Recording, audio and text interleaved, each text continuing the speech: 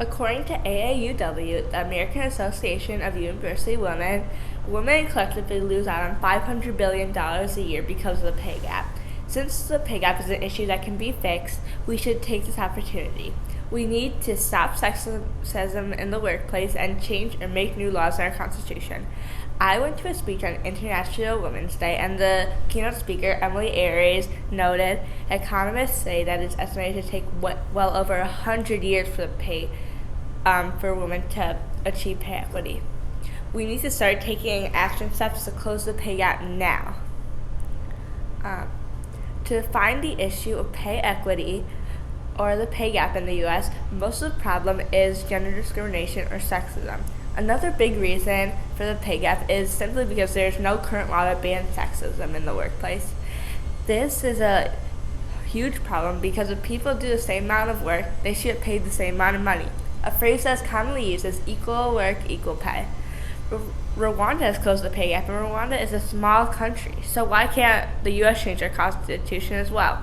Before the Rwandan genocide, women weren't allowed in the workforce, but after the genocide, their society needed women to work. So once women started taking power and leadership, they changed Rwanda's constitution to fit their new society.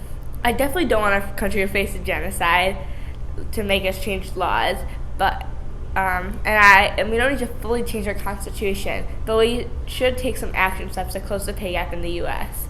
There have been some laws that have been made to close the gap, but none of them have made it to the president, since there are still many people in Congress who don't think men should have the same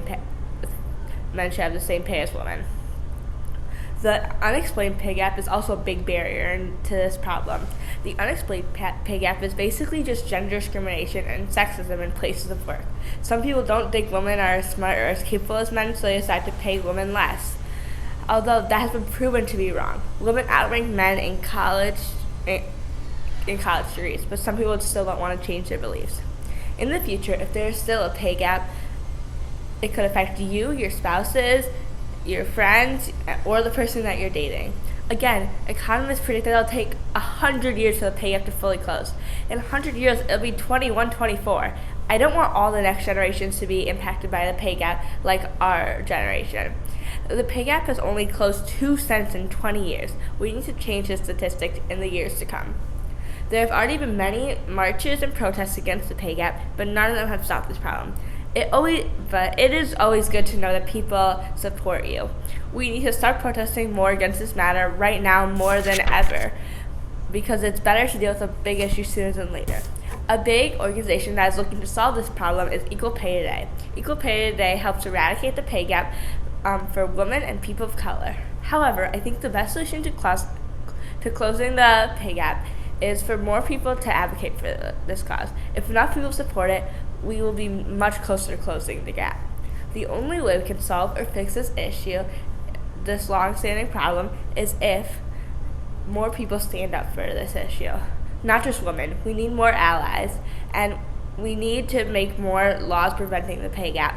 A big action step that you can take is try emailing or contacting your representatives to make a bill that will prevent gender discrimination. Thank you.